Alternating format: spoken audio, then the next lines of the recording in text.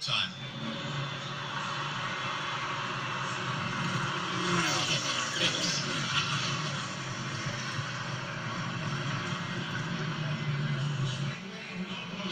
What's incredible to me about race car drivers is you just go do it again. Yeah, no. You know, and it's Track safety. it's always interest to me.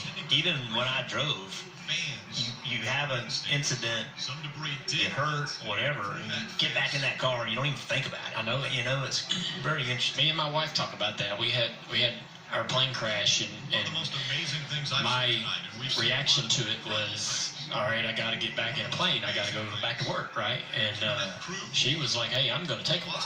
You know, and it took a long time for her to get comfortable, but we talked about that, and we narrowed it down to that idea as a race car driver. When you crash a car, you don't get out and go, in those extreme moments, you don't get out and go, man, that was close. You get out and go, how fast is the backup car? How quickly can we get it out on the track? Can I make some practice laps in it? Where did we finish? What Yeah, all the fishing was all that. Yeah, silliest things, you know, and you're kind of programmed, right? And which is wild to think about, because even today I would still think that. I'd get out and go, hey man, did we get the top 10 there? I know we were close when we was wrecking. I remember a big wreck in the middle of 3 and 4 in the 400 race, and Mark Martin and my brother both got in it, and I didn't, and drove around, and I could see they were both.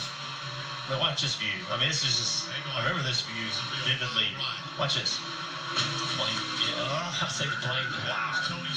And I went. So I went to the infield care center. This was.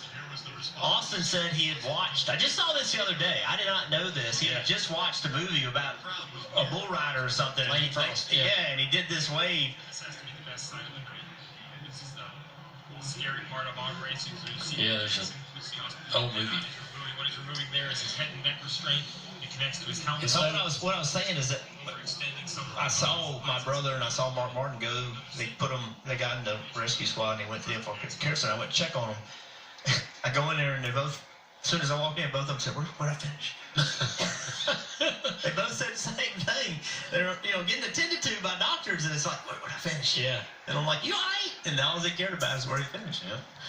The other two guys in the booth with you that night, Rick and Steve, are with us, and want to ask you guys, when you watched that. Explaining that moment to us, and it was just a little while ago this year.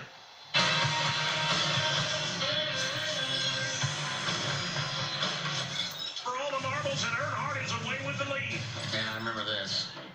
Pushing Jeff Gordon as hard as he can, going to Daytona. Junior will win at Daytona, and the big one happens behind them. Oh my God.